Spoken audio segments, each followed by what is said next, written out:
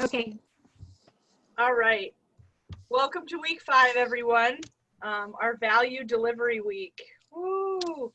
Um, about this time, I know this time right now, some of you, I'm sure, if not have, are getting back to work. If you've been, out of work or working remotely, I know a lot of people in our neck of the woods have been able to go back to work. So that's good. Some of you are just working in your business. And our staff here at IVMF, we are going back to our building starting tomorrow. So we're in the third phase of Syracuse University's coming back to campus. So there's 2 more phases for us. One is the rest of the campus staff, and then phase 5 will be the students when they come back in late August. So anyways, so that'll be exciting. I will probably still be doing these from home in the evenings though, so that's good. So the backgrounds won't change much. But anyways, I will take a couple of minutes at the very end to talk about the beer game. I mentioned it to a couple that were on early, but we'll take a couple minutes at the end of everything just to talk about that. In case you have not done it yet, or if you had any questions. I'm not an expert in it by any means, but I can kind of give you a good idea of what it's there to do and what its purpose is. And you can connect with each other if you would like to do this game with other people. You just create the game name, and then other people can find your name, and we can talk about it afterwards. So because I want to make sure that we get started. So if you don't know what I'm talking about with the beer game, just look at your activity for this week, and then you'll know, and there's a link there. But anyways, we'll focus on that at the end. I would like to get us started, so I will introduce Josh Schultz. Josh, if any of you have I know some of you were intended to come to Syracuse University for your EBV program, and you would have met Josh. I would have ideally have met Josh. Last year he was our venture pitch coach, so he was here pretty much every day of the week. And he also taught our supply chain class last year. He's been also a speaker for our women's program, our VWise program on business planning. Josh is an entrepreneur himself, business owner. He's an adjunct professor at Syracuse University at the Whitman School of Management. He can kind of touch on any area of business too, a great sounding board. And I am very thankful that he is here. And so Josh, I'll throw it to you. If you could take a couple of minutes just to introduce yourself, if you could give us a little bit of your background and experience, and then I can kick it off with kind of a couple of questions to get us started. And then we usually do not have any lack of questions from this class, which is really great. So again, just reminding you, if you don't want to ask your question live, you can just post it in the chat and I'll ask it for you. Or you can just let me know you have a question and I will put you in the queue for questions. All right, over to you, Josh. Yeah, thanks, Deanna. So yeah, like I said, my name is Josh. I'm honored to be here. I tell every time I'm involved, I do a lot of different teaching and consulting things. I do it with the Genius program in New York. I do it with small businesses in upstate New York, and now even spreading out to Ohio. And I always feel like I'm genuinely helping. But whenever I deal with the veteran program, I feel like most of you should be teaching me. Some of your experiences just far outweigh mine. So always really honored to share this time with you guys and teach you guys a little bit about what I know, and hopefully it helps you guys just continue to keep growing. I am from upstate New York, spent most of my life there. Deanna probably doesn't even know this, but about 3 weeks ago, I moved to Austin, Texas. So that's why the boxes and the different background, I'm stuffed in this small room here, but lost my nice built out office, but we'll rebuild it. The heart of entrepreneurship right there. Actually, Austin is like the heart of veteran entrepreneurship. Is it? Yeah. Good. That's what Jim Power said that to me. He said, he goes, we can still use you. He goes, we're down in Dallas quite a bit. That's right. Yeah, just let me know. I'll drive out. I was just in Dallas last week. So So yeah, I was in finance for about 5 years. I did the gamut. I did fundamental research, really deep stuff. And then I did day trading for a hedge fund. I traded energy stocks. I did everything in between. I did back office work. And then I finally kind of got sick of the Manhattan life and went to upstate New York and started doing asset management for firms. And I did that for a number of years until I got my MBA. And when I got out, I started a supply chain firm uh, that did pretty well, small business wise. And then moved down to Mexico and started the same business, but down in Mexico, down in Monterrey, and just sold both of those in December. And now working on another kind of business, same industry, but different take. So I did a lot of supply chain with manufacturers. And I started doing software development, machine learning, and really minor low-level artificial intelligence for demand planning and inventory optimization about 3 or 4 years ago, and built some tools that are now being used by a couple of large customers. And so kind of sold off the supply chain stuff and focusing on the software side now. And then I do a lot of teaching. Like I said, that takes up probably 5 to 15 hours a week of all different consulting, teaching, sharing engagements just like this, which is what I really enjoy. So that's my quick intro. I'm happy to help you guys. And as I answer, I'll probably bring up more experiences that pertain specifically to what you guys are struggling with, or maybe I'll at least know somebody who can help you better than I can and connect you with them. Awesome. Thanks, Josh. So just to give you a bit of background, about probably about half the class are current business owners already. And then some are still in the ideation phase and have not launched their business yet and kind of just working through their business idea. Or some have recently launched within the last year and kind of working through the growing pains of, just launching, especially right now. So I'd like to kind of, one reason that I selected Josh is not only, can he just talk from his experiences of being a business owner, but he's also an expert in supply chain. And it's so funny. He thinks that supply chain is so boring, but yeah, he has businesses in supply chain, and it's something that it's something that needs to be talked about, needs to be understood. So I'd like to touch on that for a little bit, if you don't mind. And although some might know what the supply chain process is, some I'm sure do not. And so if you could maybe just briefly give us just, what is a supply chain and what is the process? What does supply chain management mean? Yeah, I'll answer that. And I don't want to go too long on this because it really changes depending on what kind of businesses you guys are running or trying to run. But supply chain is basically getting whatever the product is into your plant, doing whatever you're going to do to it, and then getting it out to a customer. So supply chain is really used mostly when you have physical inventory, but there are a lot of, especially in the last 10 years, a lot of supply chain talk, lingo, processes being now applied to the service industry.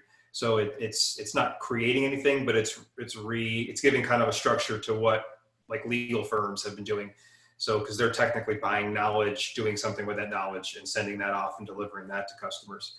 But supply chain is, it's sourcing, it's finding suppliers, it's managing those suppliers, it's procuring from those suppliers, it's how you get it from the supplier to you, it's what you do when you receive it, it's the quality inspection that you do when it's in your facility, it's the way you store it, it's the way that you trade information. It's the way that you then do something with it, whether it's assemble it with other pieces or disassemble it or add some kind of chemical process or coating or put a label on it or put your brand on it, whatever it is. And then the supply chain continues past you to freight and trucks and ocean, however it gets there, to your customer. And then there's reverse logistics in supply chain, which is if they want to send it back to you, going back down the pipeline. So supply chain is the interconnectedness of companies. It's how they trade information, how they trade money, and how they trade physical objects. Thank you. I'll say thank you a lot. I just find that I say thank you after every question. And kind of keeping on the topic of supply chain for a moment. So what would you say are some of the major risks? So when someone is, working through their chain, what what would you say are some of the major risks in a supply chain, like major supply chain risks, if that makes sense? Depending on what you're getting. So there's, let's take the major ones. There's industrial, which you're buying metal, rubber, plastic parts.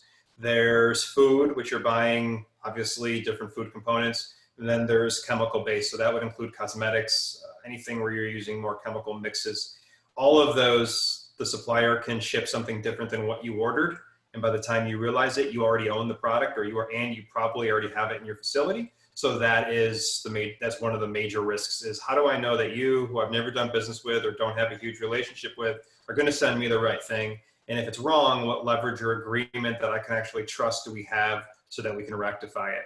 So if I'm selling something to Deanna, it's different because we have a relationship. She knows, pretty much where I live. And if there's a problem, there's this relationship leverage. If I'm buying something from somebody over in Vietnam, it's much different because they didn't know me yesterday. They really don't care if they know me tomorrow, much more transactional. So how do I know that they're going to send me what they say they're going to send me? And by the time it gets to me 45 to 50 days later, the chance of me being able to rectify that are pretty slim. So supplier risk is a huge part.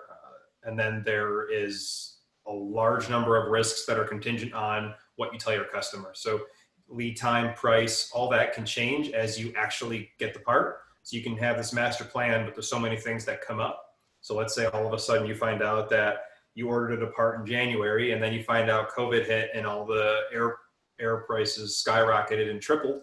Now all of a sudden what was going to cost you $600 to get is going to cost you $1,500 to get.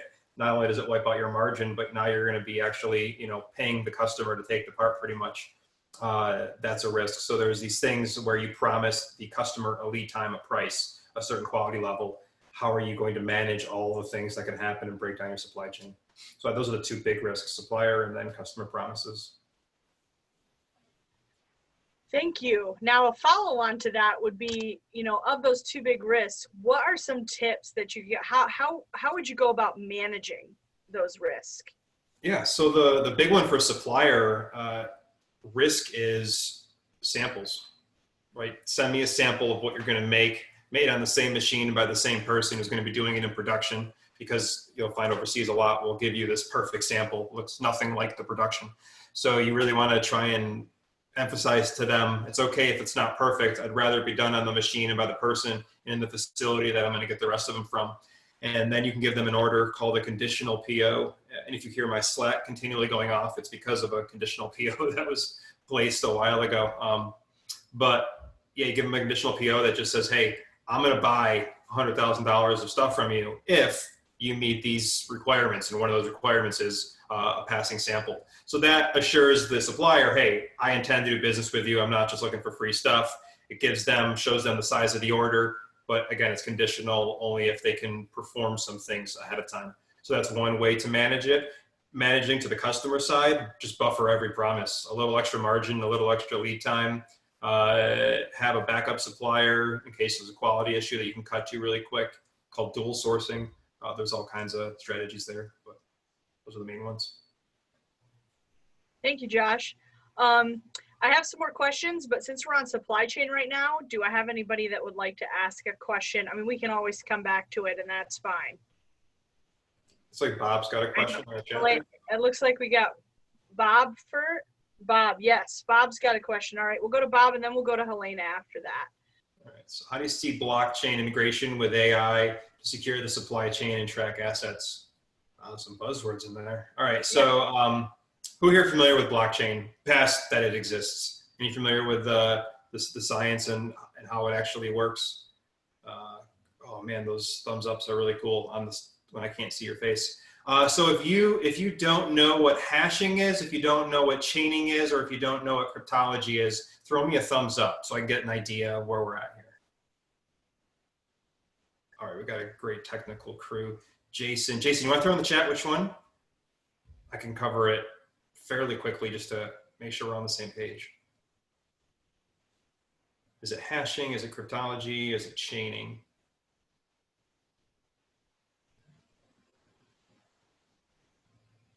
Hashing. All right, so great. Hashing is a really cool technology. It's not even new. It's been done for a long time. you take any piece of information and you run it through this machine. All right, we'll call it a hashing machine. It's an algorithm, it's mathematical, but we're going to call it, just picture a machine. You take any Word document, you feed it into that machine, and it feeds you the same length, random looking string of numbers, letters, and digits. Okay, let's say you do one like the SHA-256, and it's 256 bits. I don't know how many characters that comes out to, but it's always the same. So I can give it a document that's 142 pages and feed it, and it will give me this constant string length. Or I can feed it, my email, and it will give me the same size and randomness. What's really cool about it is if I change one period on page 76 of this document, the string completely changes. So in the last, there's a lot of things to this hashing, but the last really cool thing is you can't reverse it. So if I show you the document, you can take that document and go to any publicly available website and you can hash it and get the hash. But if I give you the hash, the string, you cannot figure out what the document said. So here's a potential use case. I have a contract with Deanna, and I hash the document. I get the string and I put it in the newspaper. I literally just publish it in the classifieds, the hash. Now, a week later, Deanna says, I think you changed clause 10 on page 5. Well, we can check that. How? We published that in the newspaper. We know the hash. We should be able to take the current contract, run it through our machine that anybody has access to, and get that same exact hash. If we get a different one, it means we're hashing a different document. So it's a way to basically make sure nobody has changed anything. We can enforce trust without trusting each other. So think about trust we were just talking about with suppliers. Sometimes you don't trust suppliers. Sometimes customers don't trust you. A great way to ensure that you haven't changed anything is by hashing information, all right? So what a blockchain does is it hashes information, and it hashes information based on the last piece of information. So let's say you have a contract with Deanna, and maybe our contract is something where we're going to do it. We're going to have a meeting. It's a stupid contract. We're going to have a meeting once a week, but we're going to contract when and where that's going to be, and we're going to actually sign that paper. Well, we're going to sign it for week 1. We're meeting right now. I don't even know what day it is. I'm losing track of my mind here. But whatever day it is, that's our contract, okay? Now, in a week, we make a new contract. But as part of the hash, we put the hash from the original meeting, right? We hashed our meeting for today. Let's get this a little firmed up here. It's Wednesday. So we met on Wednesday. We took our meeting information. We hashed it.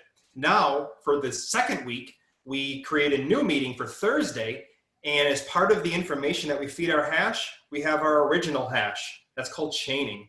What does that do? Well, if we just keep doing this, we always use the previous hash for the next hash. In 10 weeks, if all of a sudden I say, no, we didn't meet Wednesday, we met Thursday on week 1. Well, if you change Thursday, it will change the hash. And like I said, if one thing in the hash changes, a period, it will give you a completely different number. So it's a way to verify not only the information of the transaction, but every preceding transaction before that to the beginning of time. So why is that important? Supply chain is a record of transactions with suppliers and customers. It's a record of what you bought, when you bought it, how much you paid, right? There's certain information that will not change. And blockchain is a great way to enforce that. I wrote a small application internally about 2 years ago that actually hashed lot information. Why? I have customers that say, we approved lot 10, we did not approve lot 11, we think you're still shipping lot 10. And we think you've overshipped it by 20,000 parts. Well, our lot numbers were actually a combination of the supplier that we used, the part, how many they made, and the date that we bought it. So I didn't want to give them that information per se every time I bought a part, but if they ever had a question, I literally could give them those pieces of information. They could go to the publicly available SHA, type it in, and they would get the hash that was already printed on all of their bags. So it's a way for the customer to verify the information that I'm giving them with the part that they're holding in their hand. So blockchaining, I think, is really good. And you'll see this for every industry for low trust environments. So where is there low trust? Overseas, a lot of things where it passes through multiple people, right? You've got from a supplier to a processing supplier, back to the original supplier, to a freight truck, to the port, to the boat, to customs, to another freight truck, to your dock, and who knows where else it went in between. So hashing all that information, keeping it in a chain, putting all that documentation on the blockchain available for anybody, but only those that you tell how to access it is really, I think, going to be huge. The question is where, for blockchain, and this is my opinion, just because it works and it's cool doesn't mean it's the best thing to do. Like a lot of this stuff you can just put in a database and have people access it. So I think the question for blockchain and supply chain is, where does it actually solve a problem that a database does not? It's always going to be the cooler option, but it's not always going to be the easiest option to implement, to scale, to deploy, or just because it's cool doesn't mean that it's better. So that's my take on blockchain. That was pretty long-winded, and I'm sorry. I just want everybody to be up to speed on why I was going to say what I said. And then AI, I think, is huge. That's where I focus most of my learning, because I think that that's going to be massively important.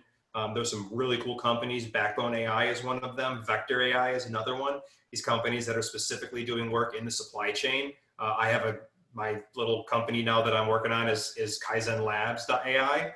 And that's just basically helping people demand plan, optimize inventory without having somebody look over it all, right? Artificial intelligence can look at where mistakes happened in the past, and create new rules and decisions that prevent those in the future. So just by running it all the time, it gets smarter and smarter and smarter.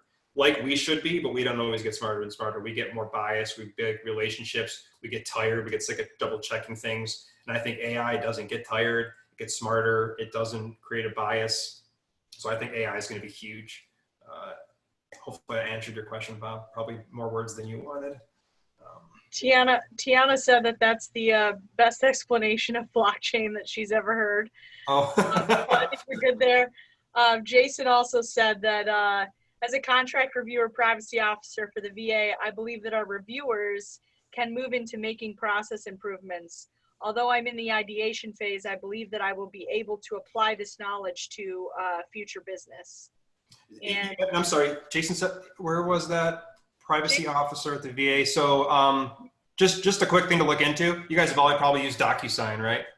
Mm-hmm. That's what DocuSign does. It takes literally the document with your signature. So even if one pixel is off, it just hashes the document and it proves it never changed. So if you want to look into maybe how you could use that, Jason, just do some research on DocuSign. It's a really simple way of hashing.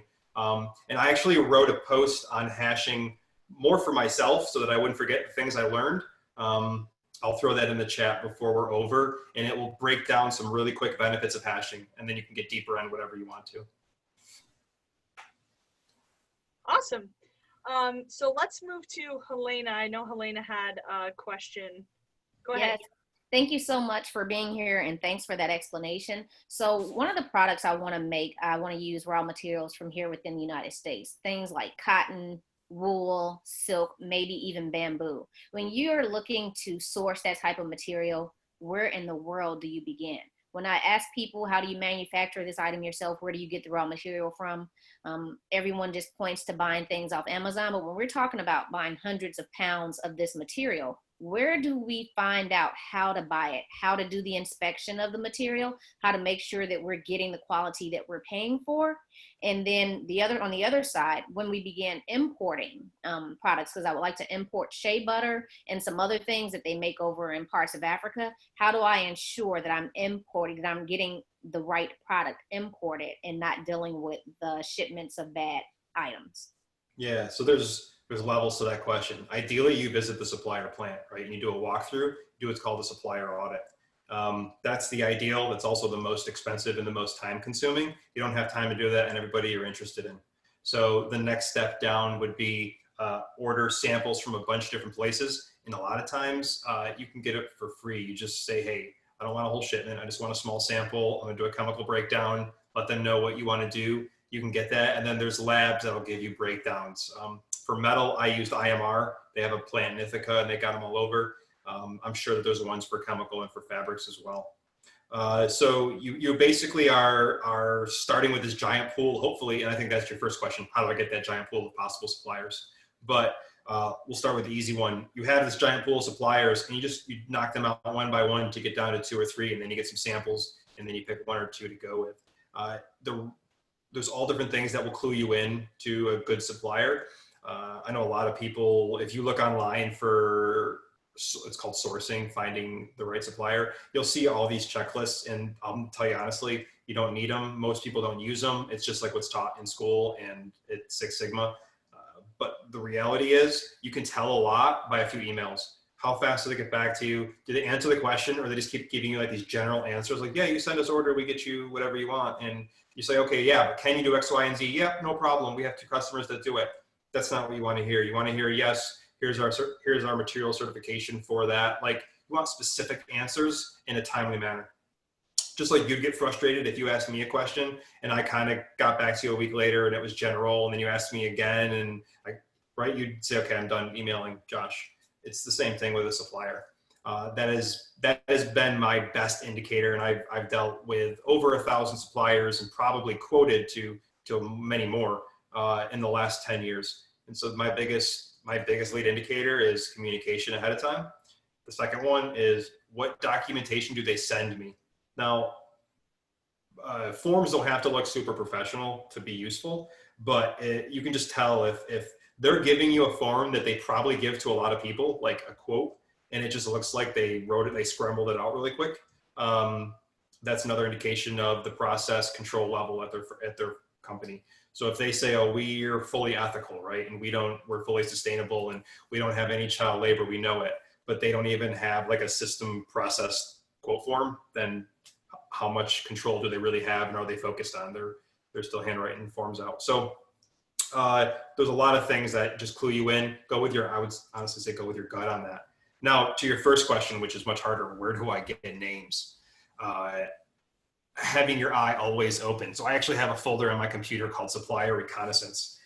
Every time anybody makes a mistake, I catch it and log it. And I'll tell you what I mean.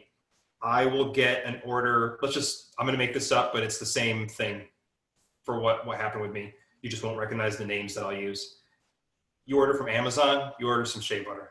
I actually do that. I make a number of men's grooming products myself. So I order from Amazon, I get in my shea butter, and it comes with this other piece of paper inside that's got a different company name, and it's from overseas.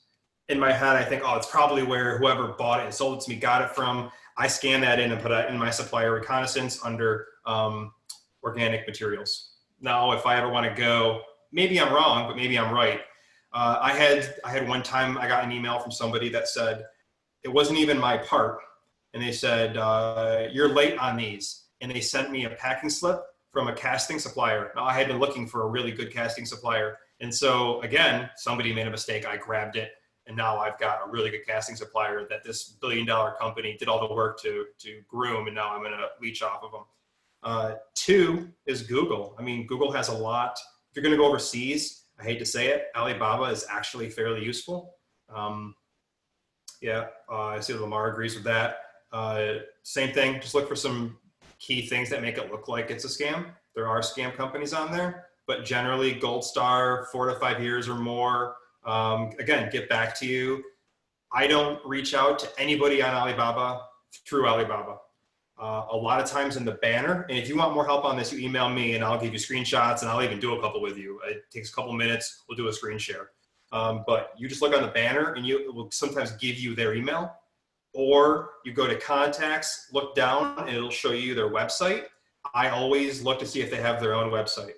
If they just have the Alibaba whatever website, I ignore it. Doesn't mean they're not good. It's just, for me, that's an easy filter. So I'll pull up 20 tabs, I'll filter down to 10, I'll send all 10 an email, 4 will actually get back to me, 2 of them are willing to work with me on samples. I just went from 20 to 2 within about a week. Domestically, there's the Magic Show.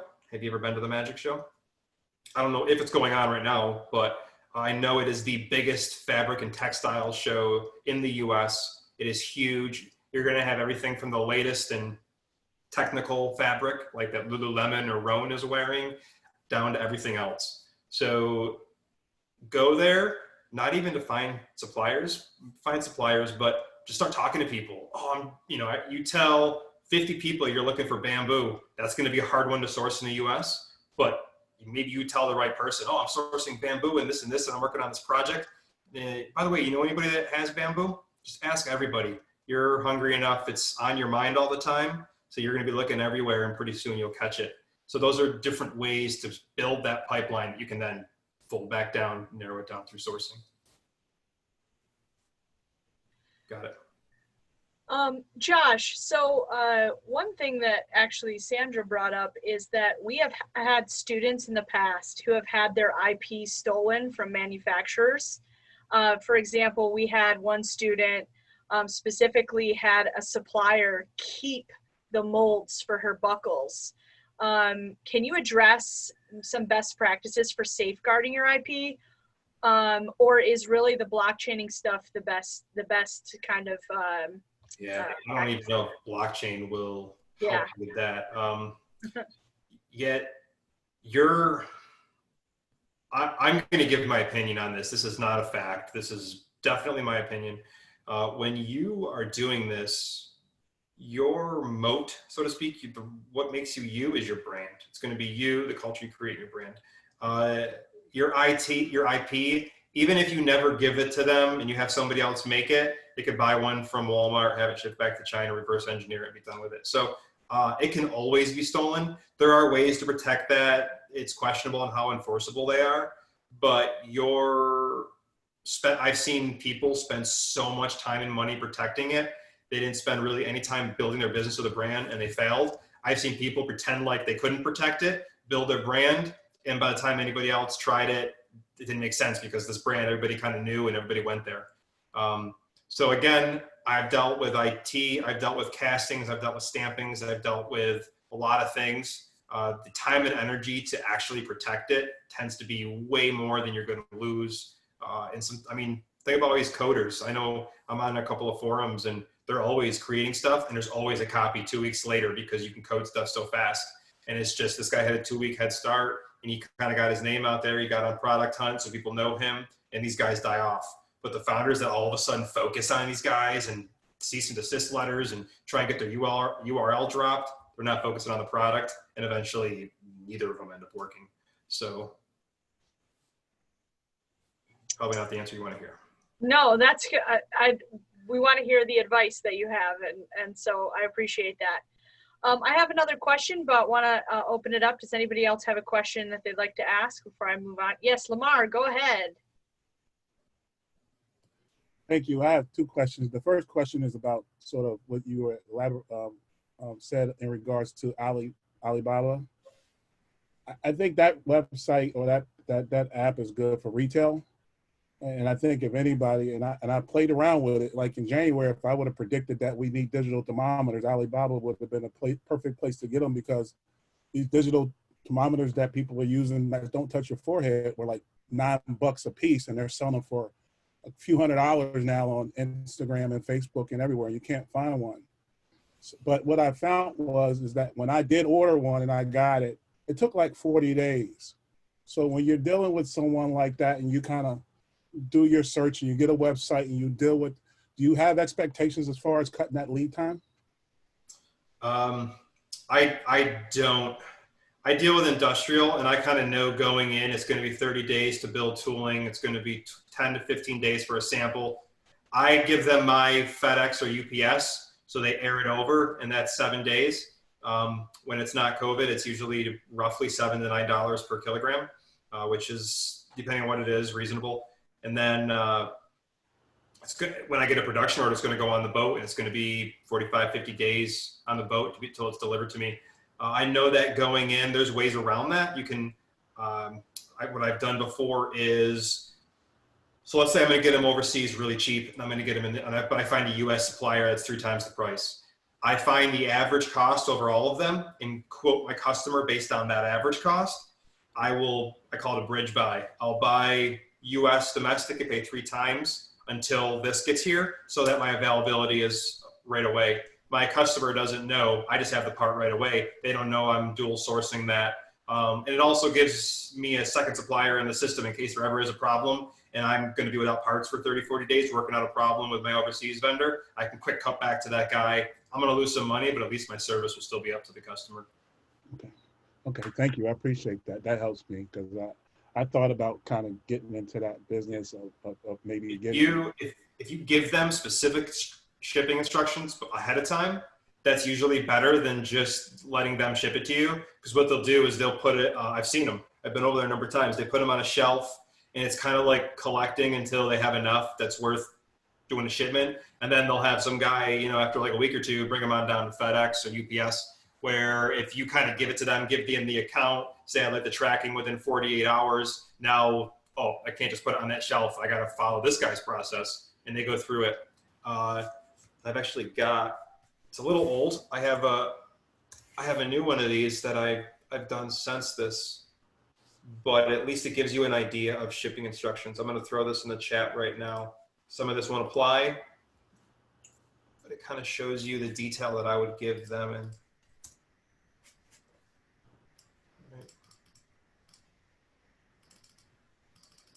And hopefully that helps you a little bit. I appreciate that. And I guess the second one is in regards to my industry, which is food. In the military, we did prime vendor sole source. So we dealt with a specific company like US Foods or Cisco or something like that, and we were able to get our supplies. I think in this regard, do you recommend the same thing when you decide that you're going to open up a restaurant and just say your niche is hot dogs, hamburgers, and French fries? Do you recommend building relationship with all of these major suppliers to try to find a product that you're looking to sell? I don't completely understand your question, and I'm sorry. Because like the supply chain aspect of food service, my supply chain would be like a Cisco or US Foods. Mm-hmm. So to try to find the actual, if I'm looking for like a premium product, how would you start that process? Okay. All of those particular vendors. Yeah, so you're talking about going to like a master distributor for products that make them in bulk versus one-off in this and creating individual supply chains for each ingredient. That's depending on what you're building, right? So where are you from, Lamar? I'm from Baltimore.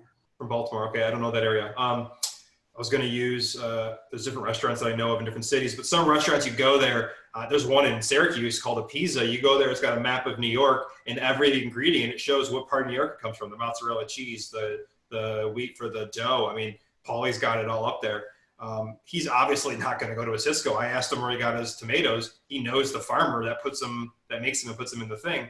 But I mean, McDonald's isn't going to do that, right? McDonald's has got way too much on their mind to manage thousands of suppliers for tomatoes that they're going to have to manage. So I think it depends on your business, your brand, what you're doing. I think premium is in. I think, those punk millennials are out there looking for their foodie places. So I think building that individual thing, build your brand. Instead of, it gives you something else to brag about, right? Hey, I get my mozzarella from the only person that does X, Y, and Z. That's just more diverse or differentiation for you.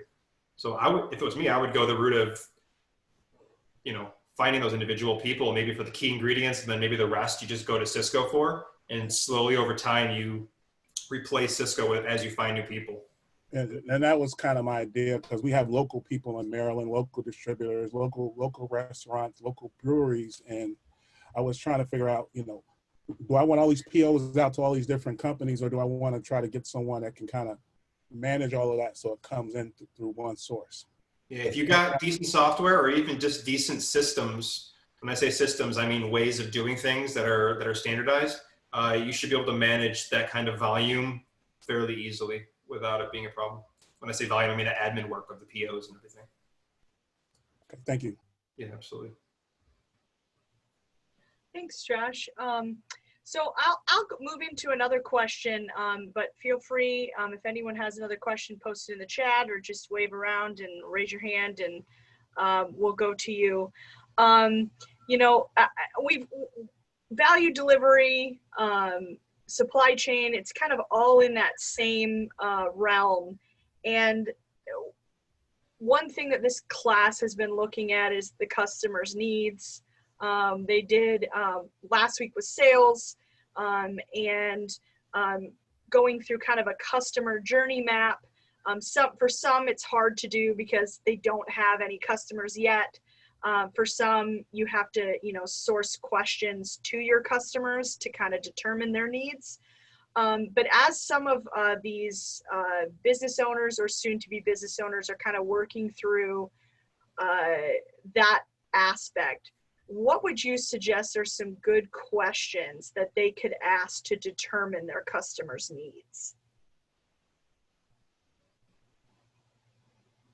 That's a pretty, it's a lot of, it's my questions are usually very personal, not personal, niche specific. Mhm. A lot of those general ones don't work as well. One, because everybody uses them, and two, because you want the specific need that you're going to solve. There was a book, and all my books are packed up still. There's a book called The Mom Test. Anybody here ever heard of it? It's really small, short, it's a pink book called The Mom Test. Some really great basic questions to ask. It's software based, but their questions are so general that they really get at any problem. And I wrote a document a number of years ago when I did a lot of sales, 100 sales discovery questions. So I'll leave this open for a few days. You guys can grab it. This is a list that I had been assembling for some time as I came across them. Great, thank you. And there's all different, the idea extraction. How does the problem ultimately affect your reputation? How does the problem affect your pricing or your selling cost? Is this an industry problem? This should help you guys more than me bumbling through whatever I'm thinking right now. Oh, that's great. That's a great tool. Thank you. Mm-hmm. Angela had a question in the chat. She's not on video, but she's on the call. Is there a better software that works? QuickBooks, Salesforce? What would you recommend? Yeah. Again, business specific. Those are also two different things, right? QuickBooks is accounting. Salesforce is customer management. Yep. You really, if you're dealing with supply chain type stuff, and I really haven't heard what everybody's doing, I read the profiles and skimmed it briefly. You need a way to place orders, right? So I would think QuickBooks would come before Salesforce. Who here has ever heard of Airtable? I shot this out at the one in Buffalo, Deanna. Blew their mind. Pulled it up. So EY's in Buffalo. Yep. Yeah. So check out Airtable. So we all use Excel probably to do stuff that Excel wasn't made to do. I'm assuming, right? We keep lists. We keep maybe supplier information. We use it as a database. Airtable is basically Excel. So using Excel like a database to store customer information. But once it's there, you can visualize it in a number of different ways. So for example, you guys ever heard of Trello or know what a Kanban board is? Like that's basically a pipeline. That's what sales is, right? I have these steps. I want to talk to the person, and then I want to, after they get my value, I'm going to have a meeting, and then I'm going to get something from them, and then I'm going to sell them. Like that's your process, let's say. In Excel, you would put all your information for your customer and maybe just keep notes in one of the columns. With Airtable, what you can do is put all your customer information in and then turn it into a Kanban board. And then you can actually move those rows or those entries over. So it's almost like creating software without knowing any code. You're just using Excel, but then it gives you all these different views. There's calendar views, there's note view, there's all these views you can use. So if you need to really have a good accounting software, you can use Xero or QuickBooks. Those are the two. So I do a lot of bookkeeping and consulting for really small companies, and every single one of them is QuickBooks or Xero. So I use those every day. But for all the other stuff, there's great software out there. Like I can give you 2 or 3 for every niche problem that you might have. But when you're starting out, getting wrapped up into software can deter you again from building your brand and getting your customers. So Airtable is a great way to just quickly build some tools so that you can have some organization without paying $20 here and $15 there. And, all before you know it, you got 20 different software tools and no customers. So Airtable is a great one. I call this a small business operating system. And so I use Trello, Slack, and email, basically those 3. And you can create a lot of automated workflows for things. I know Slack's a communication tool. I don't really use it that way. I use it because it's integration heavy, and you can create some really interesting automated workflows with emails and customer tracking and all that stuff. So I don't want to nerd out too much on that. If you guys have questions, again, I'm sure Deanna will pass you my info, and I'm still but I'm still in conversations with people from all the other talks and working them through stuff. So I like that. It's no problem. Awesome. Thank you so much. I'm sharing these links as you're saying things. So these are great things to know. I'll post these links after this recorded video is also posted in Blackboard. I'll post them as well. Josh, kind of moving more towards your general experience of entrepreneurship and being a business owner. Could you give us, you know, if a couple things come to your mind as far as some I wish I would have done it this way type of things when you got started, and thinking maybe if you can think more generic that could, you know, that a roadblock maybe that you came and you kind of made the wrong decision and you wish you could have done it a different way. Yeah, I got two off the top of my head. I got one before you build it. Customer validation is talked about a lot, done very little, and extremely important. So if you haven't started to build yet, or even if you have, just put a pause on that. It'll be the best 20 to 30 conversations you had, because we all think we have a great idea. We all, like, I can tell all of you an idea and get you all really excited about it because I'm excited about it. And you will either be genuinely excited or not want to let me down with this, you know, with dissatisfaction. So you'll just act excited, and boom, oh, everybody loves it, everybody thinks it's a great idea, and you go forward, and then nobody goes for it. I did that. I built a product that 3 large companies told me was great. We were using it at Chess Group, and I thought, this could be huge. And I spent 3 years working on it, tweaking it, and really, you know, a couple of customers, but never took off. So talking to other people, I was solving a really interesting problem that nobody cared about. So everybody had this problem, and still does. It's just not worth putting any money to. So the question is not only is it a problem, but is it one that people are paying to solve, or is it just one that everybody's talking about? You can go on the forums, and there's tons of people talking about ideas. One of them, there's 2 that are still talked about: to-do lists and personal CRMs. You go anywhere, everybody's got an idea how it should be done. There's been tons of them that are built, and the cemetery is full of personal CRMs and to-do lists, because the reality is it's a problem we all have, but none of us are going to pay 10, 15, 20 bucks a month for a to-do list because we have Excel or a piece of paper. It's just not one we're willing to pay for. Therein lies the problem.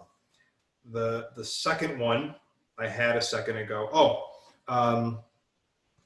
So I've always done this, and I just kind of hinted to it. I call it this operating system that I build. Building an operating system that correctly meets the following criteria is huge. And I just gave an entire talk to the Genius program about this. You want to build and when I say operating system, I mean like how you do business, not like a physical, not an actual operating system for a computer, but like, what are you doing? Where are your forms? How are you filing them? Where are you storing them? How are you getting them to your customer? What are you doing when they respond? This basically is a lot of information. There's a lot of money, and there's sometimes physical product that go. How are you managing all of that? You can do it in a real manual way. Like, you get the box, you open it up, you do whatever you got to do, you put it on the shelf. But creating a system that can work remote, that can work asynchronously, that is scalable is huge. And so what I mean by that is, maybe right now it's just you, but at some point there might be somebody helping you. I'll give you my own example. At Chess Group, we had 10 people. We all worked in the same building. And so there was no reason to create a remote-based operating system, but we did because we travel and things happen, and it increased our flexibility. So what we did is we started using Slack to trade information intra-company. And even when we were all in the building, we would still use Slack for company stuff. We would walk by each other's offices and joke around, but if there was a company thing, we put it in Slack. This did 2 things. It gave an audit trail of every decision that was made, everything that people had to say. We were always able to go back and say, what happened? Why did this happen? Who said what? where did this decision come from?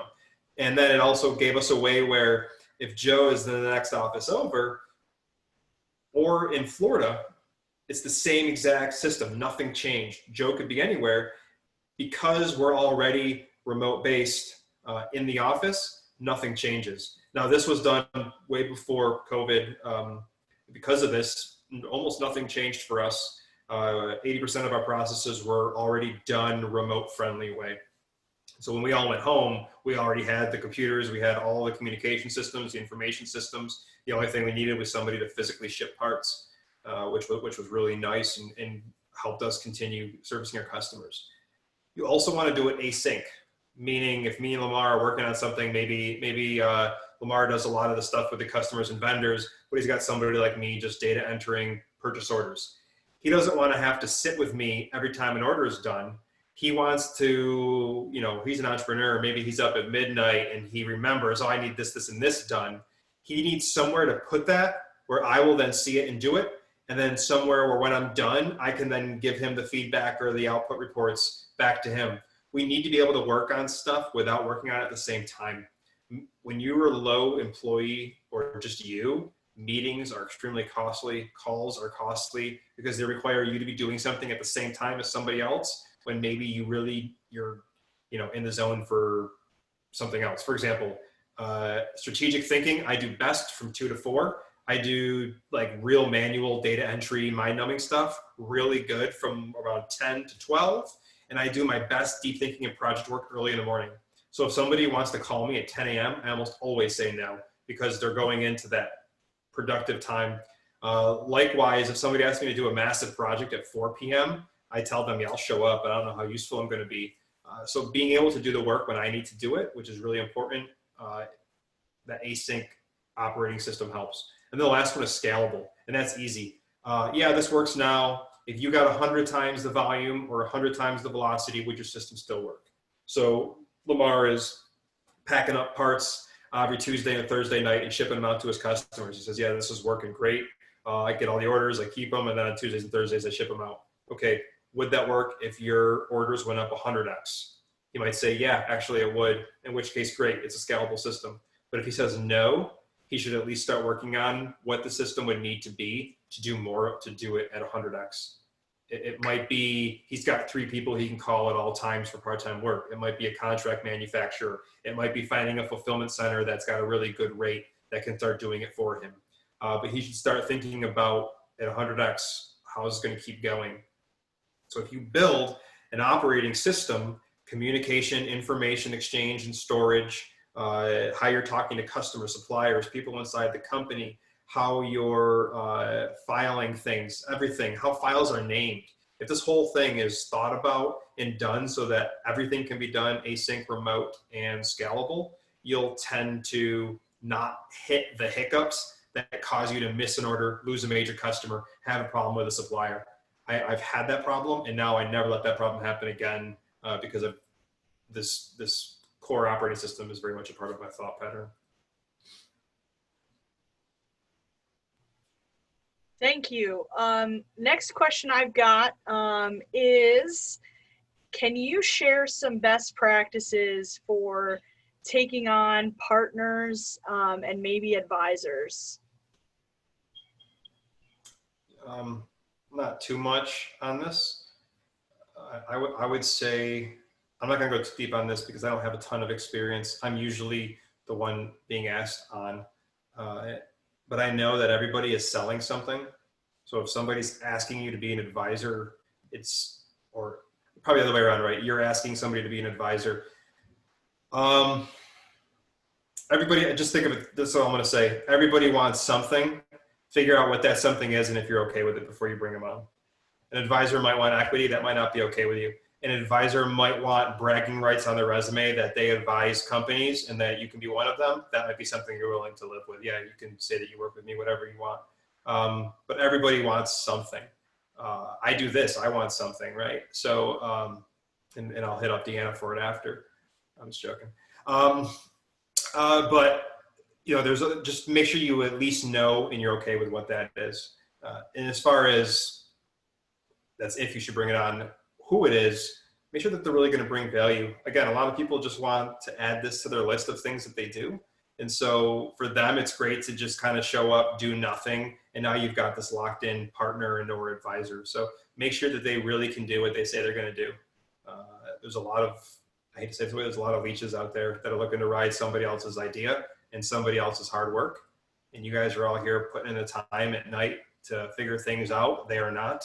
And so remember that, especially if you're going to be splitting up equity. My general rule, and this is going both ways, is 70-30 for the person that had the idea, just straight out of the gate. So I'm helping a friend right now. It was his idea. And he said, you want to go 50-50? And I said, no, I never do that. I go, it's your idea. It's 70-30. And I said, and I'm okay with that. So that's kind of my general rule, 70-30. 30 is enough where you feel like you're in the game. But it's not so much where they're taking over the fact that you started this year thinking of it, you're sweating over it. I don't have much beyond that in this realm. When you're putting in 30, when you're taking in 30% of the equity, are you expected to put in anything, any sort of investment into the company? Just wondering. For this one, no. For this one, I'm actually building the entire application. So he came to me and he said, I want to do this. I'm going to pay 10 grand to somebody else to build this app. And I said, I can build it in 2 weeks for you. And he said, okay. He goes, I'll pay you. I said, no, I don't want money. I'd like to own part of it. I think it could go well. And then he said, well, what do you think, 50-50? And I said, no, this is your idea. You got the connections to make it work. You're the one with the fire. I go, I'm just kind of riding it. I go, I'm 70-30. Other way around, when I had the other software company, the Procurum, which is still running barely, I had somebody come in and want to go 50-50. And I said, no, I've been sweating this for a year and a half. We'll start at 70-30. But to your point, I said, I've also put in money, not just time. And so we ended up going 80-20. So I start at 70-30 and then adjust for who's really taking the risk, who's going to make it work. Like I didn't need them to make it work. I had the connections. They needed me and they actually needed something to do. So we ended up going 80-20 on that one with me on the 80. That's just an arbitrary rule of thumb. That's like not science. You won't see that written anywhere. That might even be bad advice. That's just, I just feel 70-30 is fair. I did it in Mexico with my partner down there when I started that firm.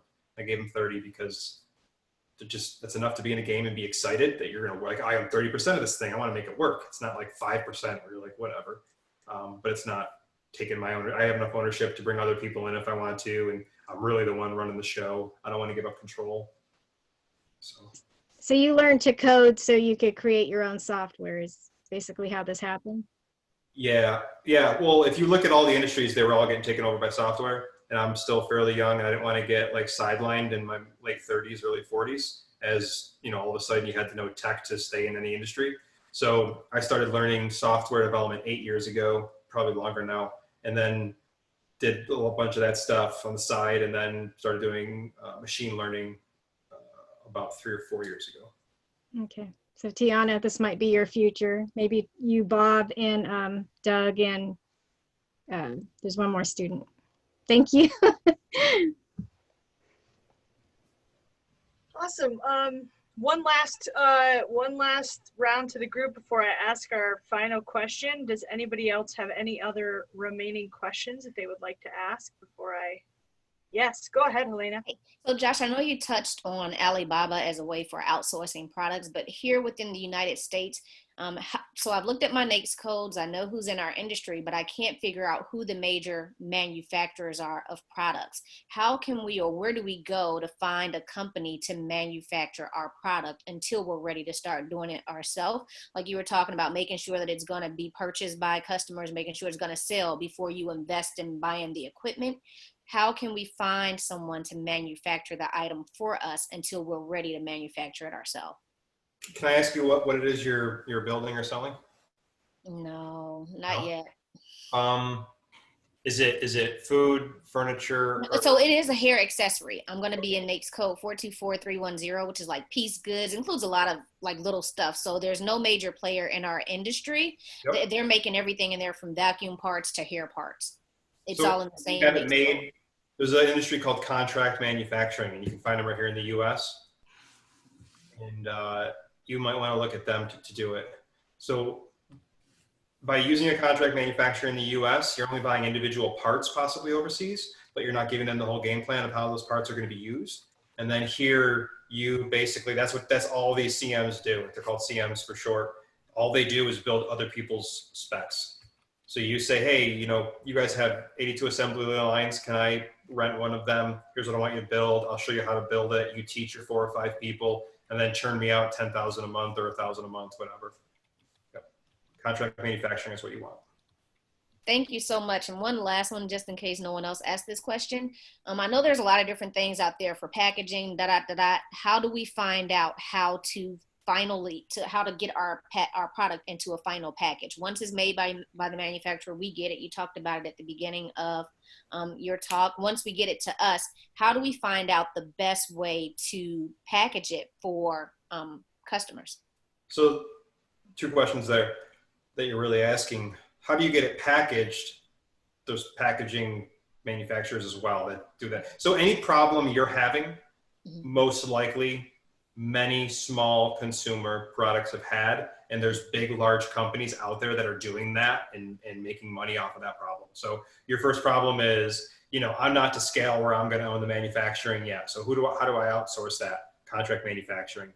There's also packaging companies. There's a food one, there's an industrial one, and they have bagging machines of all sizes and types, and you just got to buy the bags, and then they'll run thousands of them and package them for you. But then your other question was, how do I find the best packaging? And there you may want to get a consultant, and so that doesn't mean it has to be expensive. I know of a guy who owns a coffee shop that has really cool packaging on his beans, really different. And he's always coming out with new things. And I know for a fact he has a consultant to help him with those ideas and designs. I will connect you. His name's Sam Bender, and he runs Peaks Coffee out of upstate New York. Young kid, but he's crushing it in the coffee game. So let me connect you with him. All right.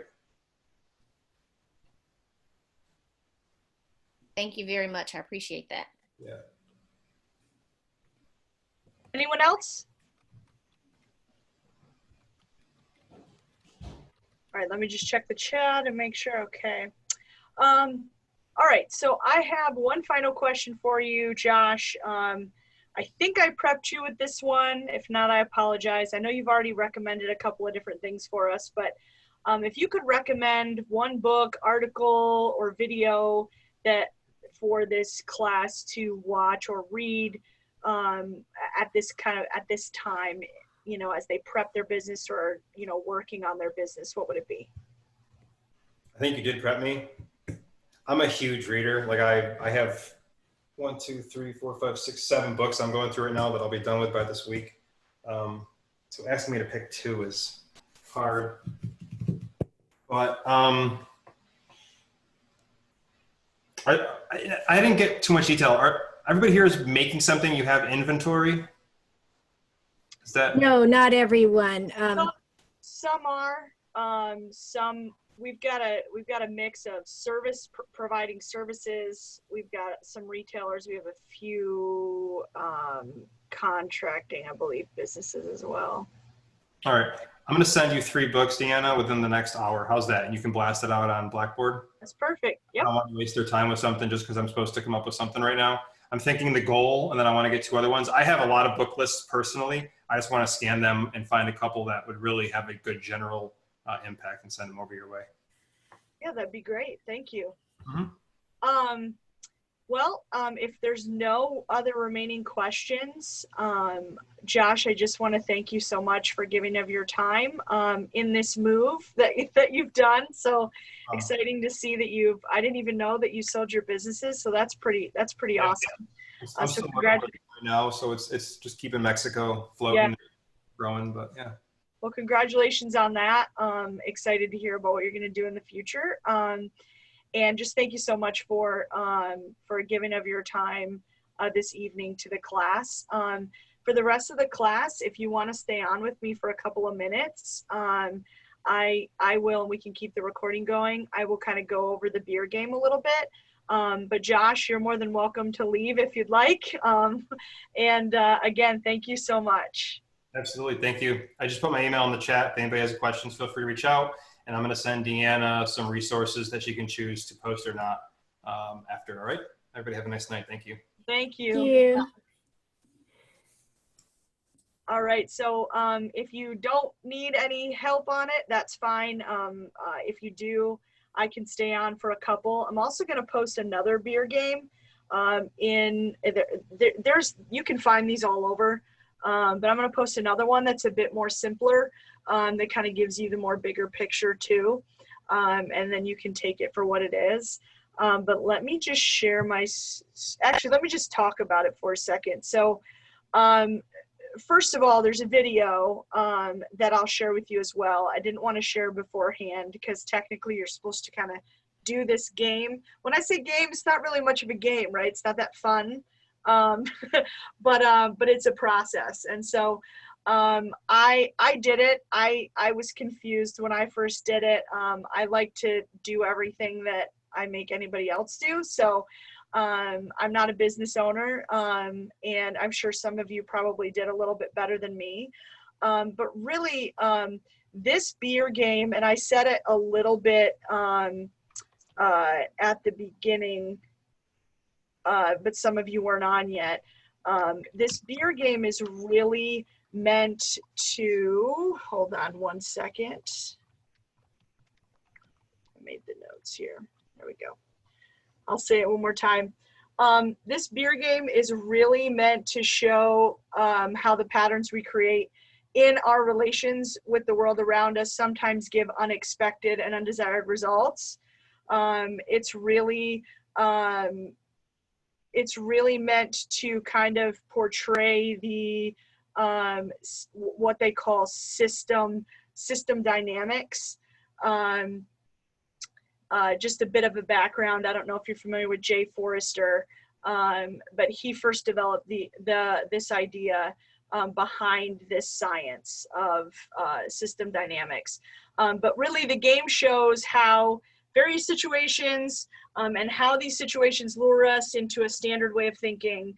And so sometimes we just accept that way of thinking without question. And it is more fun when you can play with 4 people.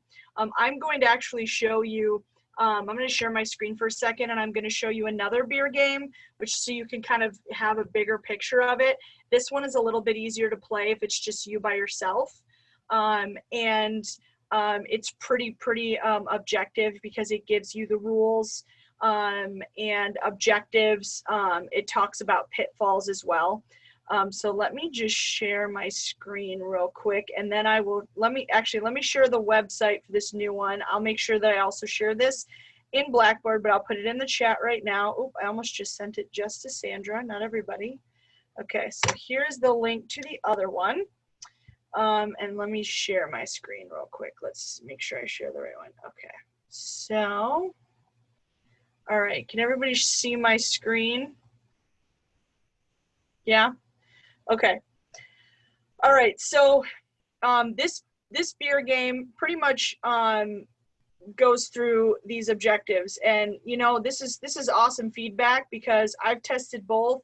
I decided to do the one that someone else recommended, and maybe it might be better to use this one, or maybe providing both. So I'll make sure we put both in here. So basically, you check your deliveries. So you check how many units of beer are being delivered to you from your wholesaler. You check your orders. You deliver beer, as much beer as you can to satisfy the demand, and you make order decisions. Objectives are to keep your inventory steady, keep your costs down, keep your overall costs down, and it says to keep your total cost down, cost below $8.30. So all you have to do is navigate over here to show cockpit. And when we navigate to show cockpit, you'll see that, so I kind of already started this one, but you're able to view the customer orders. So the current orders from your customer is 100. You don't have anything on back order. Your incoming deliveries are 100. Your inventory is at 400. The total cost incurred so far to date is $200, and your outgoing delivery is $100. So now you've got to make, based on all of that knowledge, you've got to make your order for week 1. Okay, and so you can put whatever you want in this. So for instance, let's put a very uneducated 100 in, okay? And so you order. Oh, I just pressed it twice, whoops. So ideally, if I didn't realize that I pressed the button twice. So basically now, based on your order, things change. I don't know if you saw that. So let's drop this down to, and you work through, I believe in this one, you work through, I think 21 weeks. So let's just go to 50. So you see how that changes. So now customer orders are going up. I don't have anything on back order. My inventory is dropped. My incoming delivery is at 100. I'm incurring, so far I've spent $600, and I've got 200 already outgoing on delivery. So my inventory is getting low. So now you got to figure out how many orders I should place now in order to, based on all of that information. So now I've put myself into a back order. So I'm just putting numbers in. I'm not taking time to think about it. You can go back to order history. So you're able to go check and see what's happened and what you've done. Anytime you have questions here, you can go back to show mission, and it won't take you out of the game. So if you've got to go back to see, okay, you know, what was the rule again here? What were the objectives? And then it just gives a couple of interesting facts. Okay, what's my pitfalls? So that's that. Let me come back to myself. The other one, let's go back to the other one here. So the other one, I'm already currently in a game. Let me go back out of this. So the link takes you to, the link that I provided takes you to this page right here. When you click play game, you can either start a new game and name it whatever you want, or you can join an existing game. So if this is something that you want to play with each other, this is the best way to do it. Now you can go to join existing game. Looks like, oh, maybe that's Josh. So I started a game already. So if I wanted some people to join with me, I would say, you know, join this game, pick this game. And then you can sign up and be the retailer, wholesaler, distributor, manufacturer. If you click manufacturer, it'll just remind you if you're starting the new game that the computer will make the decisions on everything else. And then this gives you kind of tips. You know, every week each stakeholder decides the quantity to be ordered. Once all the orders are plugged in, a new turn is launched, and it will go from person to person that way. And this actually goes on to 50 weeks. Manufacturing lead time is 2 weeks. So this one is a little more complicated than the other. But this game, I should say, if I would appreciate feedback on this game, because we've not ever introduced this game into a course before. It was recommended to us by a professor that was helping us put together our curriculum. And I'd be interested to get your feedback on this game. You can always go back and take a look. Let me actually go back to play the beer game. You can go back and take a look at some of the background or some of the rules. But then what you want to do, and I'll post the link to this, is there's a video here called the bullwhip effect, and it kind of explains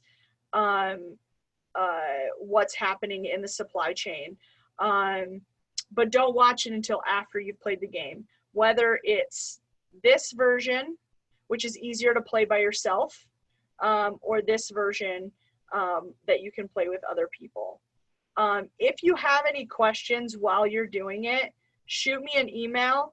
If I can't get the answer, I will absolutely ask. I can email the professor and ask him. I could always see possibly if I could have him, maybe, I can't make any promises based on his availability, but this is something I could think about for the future too, is do a little debrief on this game. And maybe it's something that we could do a debrief on next week, either at the beginning of our webinar on Wednesday, or maybe he could just do a short little video that we could pre-record and send you all as a debrief. Let me stop sharing my screen now. Deanna, have him come next week. You all can take your time getting in this assignment because everybody's still stuck on last week's assignment. So it's fine. Just take your time on it. Yeah. Yes. What was the actual assignment for this week? There wasn't anything to turn in other than the discussions. So yeah, so the assignment was to really just play the beer game. And so we knew that coming into, so, you know, one of the feedback I got from our online instructor who's taught many online classes is that really this week is the week that it's the make it or break it week. Usually this week is when people realize I can't do this and I can't catch up with my assignments, or they say that, you know, or they're right on top of it and they're ready to continue forward. And we didn't want to pile too much into this week because of that fact. So that's why the videos were lighter, and that's why the assignments were lighter.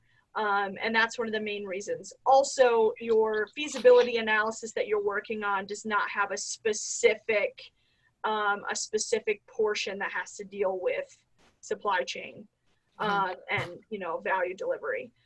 So that's why you don't have anything in your feasibility analysis due this week either. So that's the main reason why we didn't want to pile too much into this week. So what I can do is I can connect also with that professor who recommended this to us, just to see if he might be available to come on before our finance webinar next week. I have 2 people scheduled for next week for our finance webinar. Both have said they're available, so I'm trying to pick between both, which is a great idea to have. We have one, his name is Ken Wasselman. He teaches a lot of our EBV finance classes, how to acquire funding, all the different sources of funding. He's an amazing professor at Syracuse University. He also teaches both in our excuse me. He also teaches both in our VWise classes for women. He teaches at our Veteran Edge program, and he teaches EBVs, our EBVs, and a couple of other EBVs. So most likely it will be him on.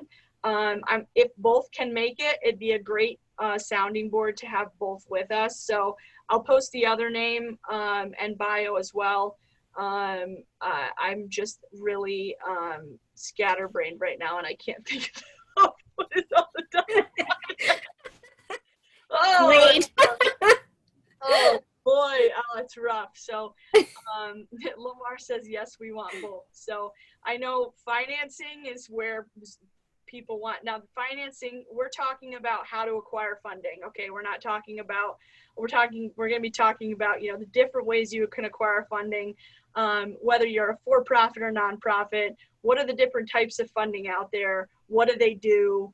And then hopefully we can also provide some non-traditional funding sources, which is a lot of how entrepreneurs start.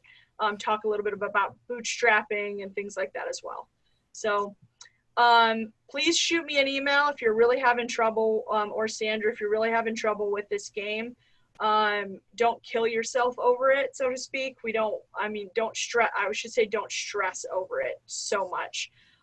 We want to make sure we're helping you through it. If at minimal, I can at least get this professor to send us a short video, kind of a debrief of the game that we can provide and post on Blackboard. So as soon as I get that information from Josh, I'll post it on Blackboard as far as his recommendations for reading. Other than that, thank you so much for joining us. I know this was a little bit of a smaller group than the last couple of weeks. That's okay. I hope everyone had a great 4th of July. holiday and were able to enjoy a little bit during this time. And I will see you next week. If you all want to play together, just post it in the Ask the Class forum. Yeah. Okay. And yeah, guess we'll see you all next week. I don't remember what I was going to tell you guys. If you've made it this far, you're going to finish the course. Just turn in your homework. Yeah, I definitely want to do the second game because I think that first game needed more lead time and you actually needed to have people assigned because trying to play it with the computer, it was just It can get confusing if you're playing with the computer. So I'll make sure I also post that link in Blackboard too, but it's there in the chat as well. So I'll get that up tonight. I'll do that right after we finish this meeting. Excellent. So Thank you. all right. Thank you, everyone. Bye. Bye.